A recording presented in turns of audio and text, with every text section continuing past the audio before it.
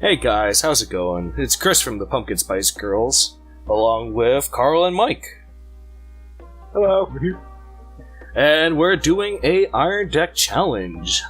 For those who do not know what Iron Deck is, it is a little fun competition in the Yu-Gi-Oh community that we go and you have a single card, you try to build a deck around that card in a set amount of time, and have some fun with creativity. So, what card are we doing today, Carl? So, in honor of the whole COVID-19 thing, we're doing the tribe-infecting virus. Oh my god. So what does tribe-infecting virus do? So tribe-infecting is actually an old card with an effect of discard a card from your hand, declare a type of monster, destroy all face-up monsters of the declared type on the field. Oh man, I remember when this card first came out. It used to be really fun, messing around with it.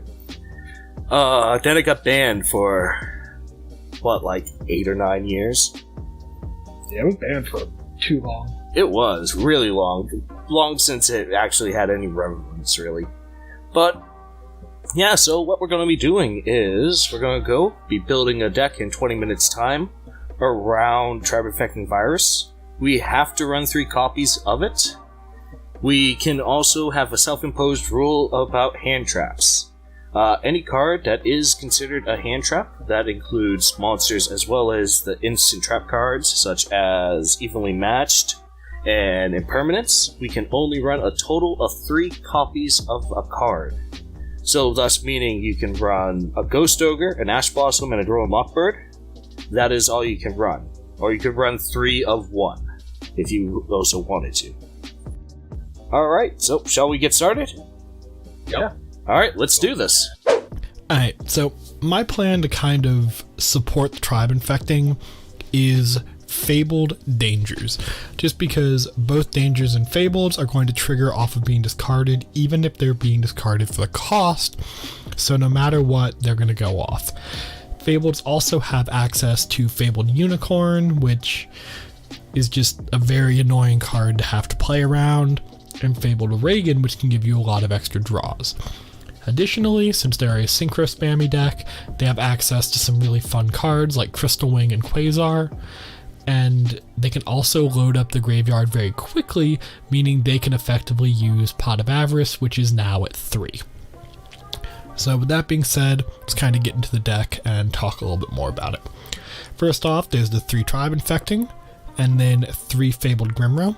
Grimro has the ability to discard itself and search any Fabled monster as long as you control a Fabled.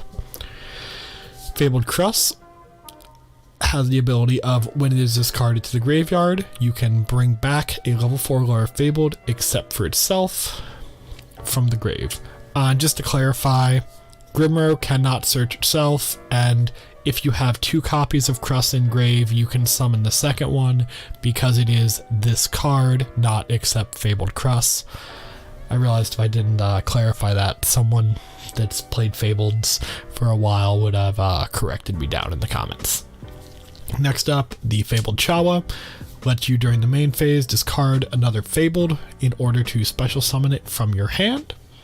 This can be really nice when if it combos with Crust, because you're able to just pitch Crust, summon out Chawa, and if you've got the Grimro in grave, you can immediately go into a level 5 Synchro, or if you have the level 1 Fabled Luri, you can immediately go into Formula Synchron.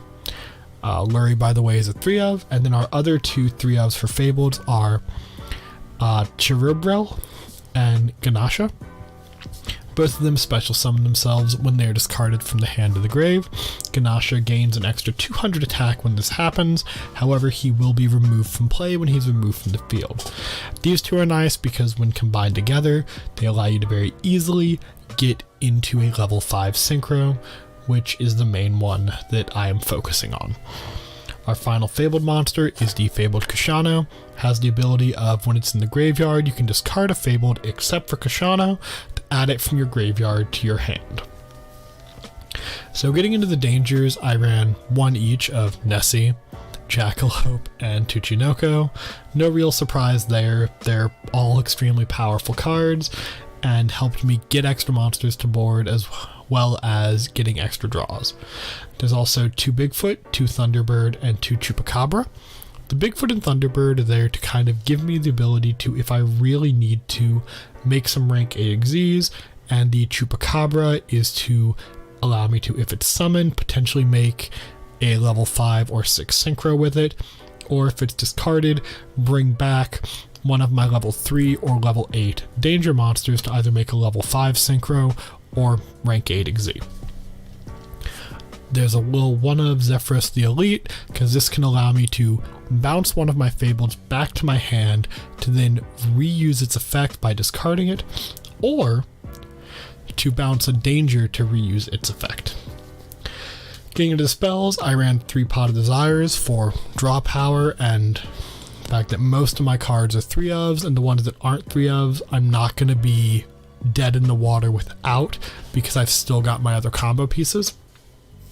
Then 3 Pot of Avarice, so that I can refuel my extra deck and refuel my main deck in order to keep doing my synchro plays and keep drawing cards.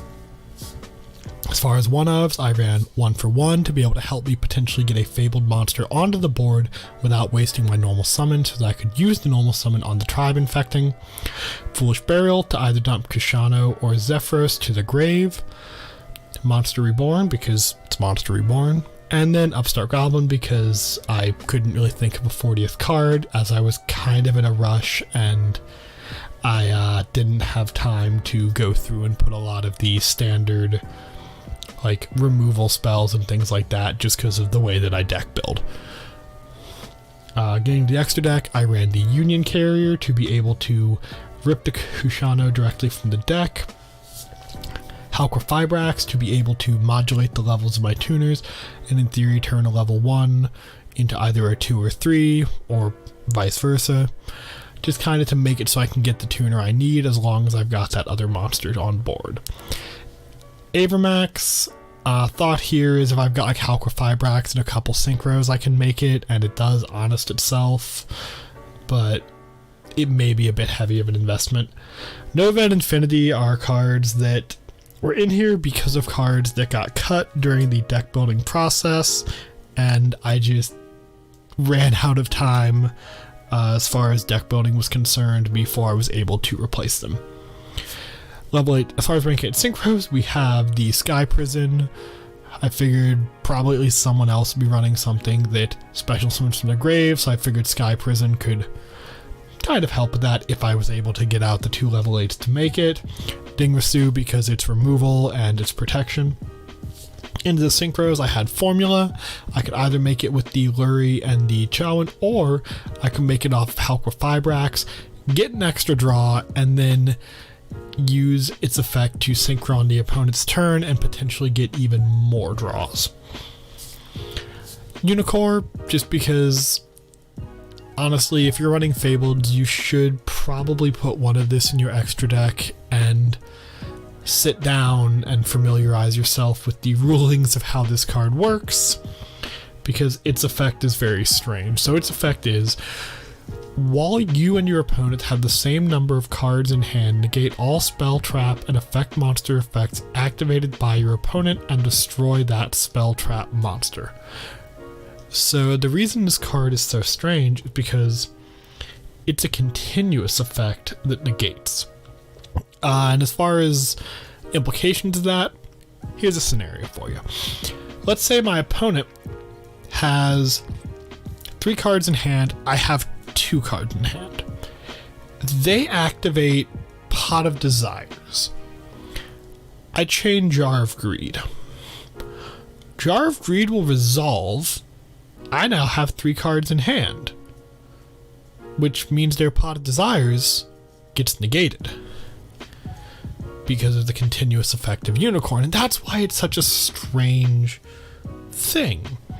Because you can also have situations where your opponent may accidentally fizzle their own effects. Like, for instance, if I have 2 cards in hand and you have 3 and you activate Ash Blossom, you now have 2 cards in hand. Unicorn is going to negate it. It's a very, very strange effect, very annoying to play around, and honestly, with hand traps being a thing, I feel like it's just getting stronger and stronger. But enough about Unicorn, the nightmares that are judging when Unicorn is being played. 2 Fabled Reagan. I feel like 2 is honestly enough just because you do have access to Triple Pot of Avarice. Reagan's effect, if you didn't know, when it's synchro summoned, if you have 1 or less cards in your hand, draw until you have 2. And then TG Hyper Librarian. If a monster is synchro summoned, draw a card.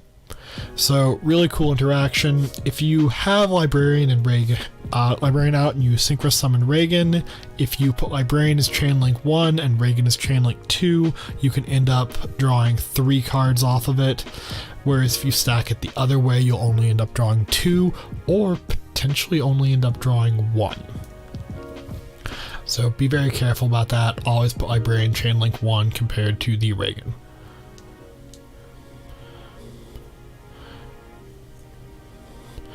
So that.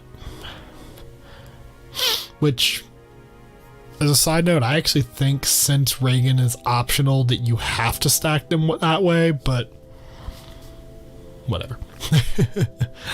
Brionic, good card. Considered running I think it's called Coral Dragon, the one that allows you to just dump a card in order to bounce something, but I felt like being able to bounce multiple things, plus Brionic being a non-tuner, was going to be a little bit stronger for me.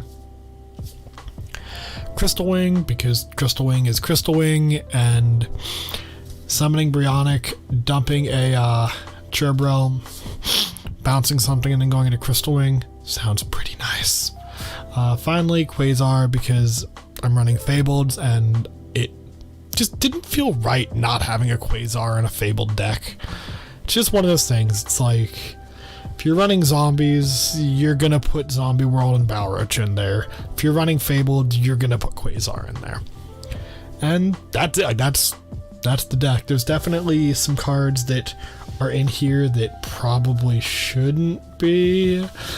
And there's also definitely some cards that aren't in here that probably should be. But that is the nature of only having 20 minutes to make a deck. Okay, so this is my deck idea. I was trying to figure out what I could go and do with a Tribe Affecting Virus. It's not the easiest card to go and get out or get back into your hand from grave. It goes, and because of the 1600 attack, it does reach over salvage for going and bringing it back to your hand, which is only for 1500 or lower. So I had to go and try to figure out what I could do, and I thought, well, not only could I go and bring it back, but I could go and use it as a board wipe in a version of zombies. So next came the other thing. It is a water monster. How am I going to go and really synergize with a water monster? And browsing through cards, I went and realized that the Deep Sea archetype all don't specify anything except for Diva, but there's a catch to that. They all specify water, which means that even if they change into water zombie, they are able to completely avoid the entire situation. So it makes it so I can pretty much control anything from my hand, deck, or grave with relative ease. So we've got 3 Tribe Infecting, we've got 3 Necro Banshee. This allows me to get my Zombie World out onto the field more easily. I have Mizuki, which allows me to special summon monsters from my graveyard to a Zombie World on the field. That allows me as well to get my Deep Sea stuff, Tribe Infecting, and everything else perfectly fine.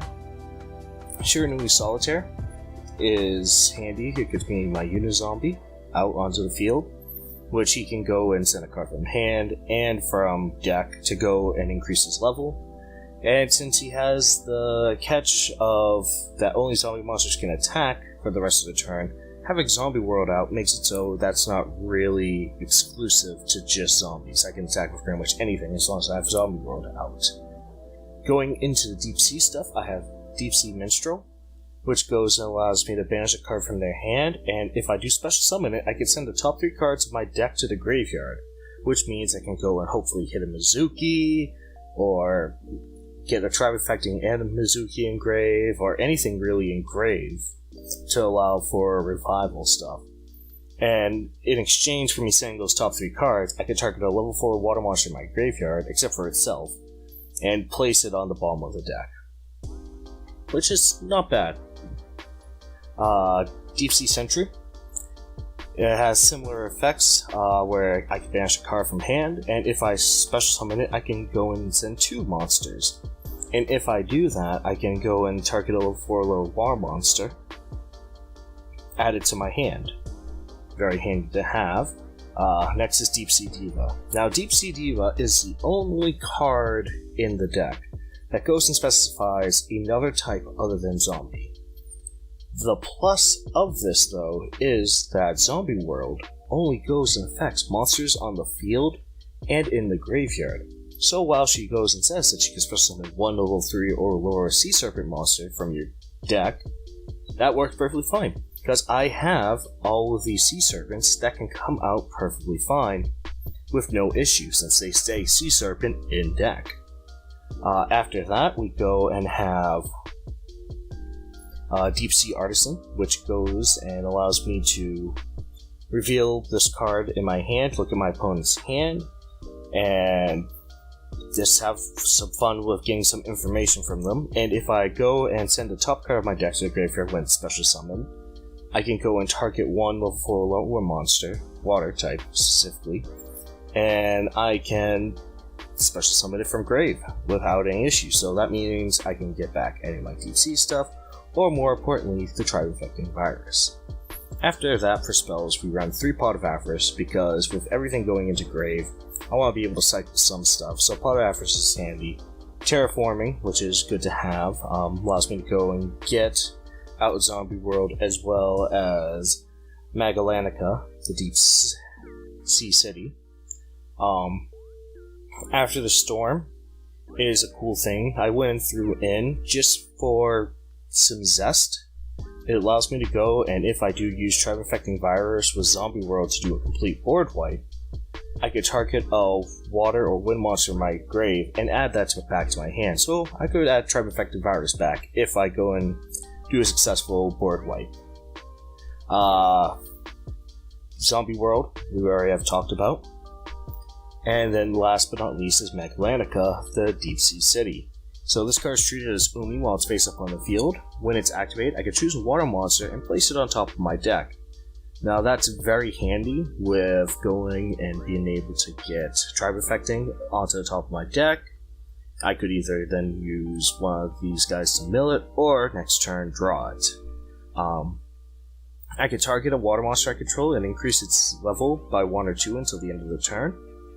And once per turn, during my main phase, if I synchro summon a water monster, I can look at my opponent's hand and banish 1 card face up until the end phase. I feel like this could be very handy overall with the level increasing, because that would allow me to not only have Unizombie who's able to go and modify his level, but have Deep Sea Minstrel, Sentry, Diva, and Artisan be able to modify their levels as well. So, going on to the extra deck, with all of these tuners and all of these level modifiers, it makes it so that there's a lot of fun with synchroing. I run Trishula, which is this handy, allows me to banish stuff easily. I run Scarlight Red Dragon Archfiend. He goes and allows me to destroy as many special summoned effect monsters on the field as possible, with less attack than him, and then inflict 500 damage to my opponent for each monster this way. White Aura Whale. Now this is kind of a weird one. I was reading it, and I'm like, this could be fun. This could be handy. I could see some scenarios with it. I'm not sure if I'll be able to pull it off or not, but nevertheless, it's a cool card to have. When it's synchro summoned, I can destroy all of my opponent's attack position monsters. It can attack twice during each battle phase, and it has piercing damage, which is just handy if I need to go and get something out real quick. If it is destroyed by a card effect and sent to the graveyard, I can banish 1 other water monster from my graveyard special summon it, and if I do, it is treated as a tuner. Now, that's it's not really great, because honestly having a level 8 tuner is not the best in the world, but I mean, nonetheless, he's able to revive himself easily, which is just good to have. Stardust Dragon, just for the sake of having a Stardust Dragon. Red Eye Zombie Necro Dragon. Now, this is, I feel, will be fun, because not only do I gain 100 attack for each zombie monster on field and grave, which once I have Zombie World out, that kind of just becomes easy, but when he destroys the zombie monster in battle, I can special summon a zombie from either graveyard, meaning mine or my opponent's. Black Rose Dragon, which is just in there for a board wipe. 1 Brionac to allow me to discard cards and bounce cards back. Dulorian, I can bring him out with the deck because of it being water support.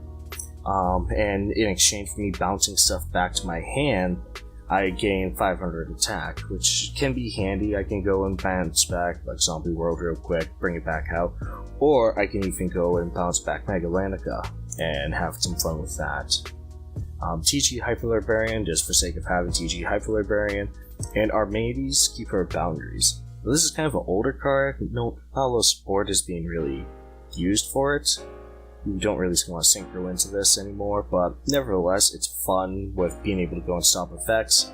So no any type of mirror forces, no magic cylinders, no traps whatsoever can go and stop it during when it attacks. And then for some Link monsters, I run the Nightmare Engine and Miss Starboy just for having a booster. Now, I built a side deck with 6 cards to be exact, but after going and chatting with everyone, I think that we're going to go against side decks. So even though I have this right here, which is just an Ash Blossom, a Droll and Lockbird, Infinite Impermanence, so that's pertaining to the 3 Hand Trap Law, and then 3 DNA Surgery, just to go and have something extra if I do want to go and change types. But yeah, so that's the deck. I feel comfortable with it. I think that this could go and be a lot of fun, and hopefully I will be able to do good in my duels ahead. Hey guys, this is Mike from the Pumpkin Spice Girls. Here with my side of the Iron Deck challenge. This is the deck I came up with. Only had 20 minutes to come up with the deck, and I'm sure Chris and Carl are going to come up with some crazy archetype strategy that I will be able to comprehend. So, as far as our mystery judge, I have absolutely no idea. Before I do this deck profile, I just want to say a few things. I'm not trying to make fun of this virus. I'm not trying to, downplay the severity of the situation. Please stay safe. I'm just here to make light of just the struggle that we're all going through together. So without further ado, here's for the memes. 3 Dark Bat. Because it's, it comes from bats. Probably don't have to explain that. Kozaki, because he's a scientist and his mind has collapsed from working too hard. Bat. Yes, we have Bat. So I have 2 Bat references here. Tribe Infecting Virus, the main card of the deck. So that's pretty self-explanatory why it's in here. Injection Fairy Lily, to, the cute nurse that's going to be injecting you with the vaccine at some point. Also, kind of funny. I'll explain a little bit later, combos later. 3 Ghost Ogre, because one of the rules was we can only have 3 of any of the hand traps. So it was either like you could have like 1 of each one, or like you could have 3 of one, or 2 of one of the other, etc., etc. As we already went over, or will go over. Giant Germ, just again, this deck is just funny. Worm Apocalypse. We have a Raigeki, because why not? Double Summon, because there's no other way. You gotta get the creatures out. Quarantine, for obvious reasons. Mask of the Accursed. I think this is my favorite one in here, just because everyone's wearing masks. We got Damage Vaccine. And then we have Solemn Strike, just because it's a good card. Let me explain a few things here that I didn't notice until I was actually building the deck. Worm Apocalypse. So, flip, target one spiller tracker on the field, destroy that. It's terrible. If you do that with quarantine, you just look at what they have and you can worm apocalypse it. The other thing I noticed was injection fairy lily. I believe that you can, if you have 3,000 life points left and you activate injection fairy lily's effect during damage step or damage calculation, and you activate damage vaccine, I'm like 80% sure you can gain the life instead of taking the damage, because it's you take damage by battle or by a card effect. So I don't see why not. There might be some weird cheeky rule that might come up, but those are the two funny things I noticed about the deck. That's about it, guys. I didn't have time to do an extra deck, so we're just gonna see how it goes. I hope you guys enjoy. And that is part 1 for our Iron Deck Challenge. So please subscribe, hit that bell icon so you're notified for part 2. Also follow us on Twitter at GirlsTCG for new updates as well as some more things from our channel. Anyways, can't wait to go and see you guys for part 2.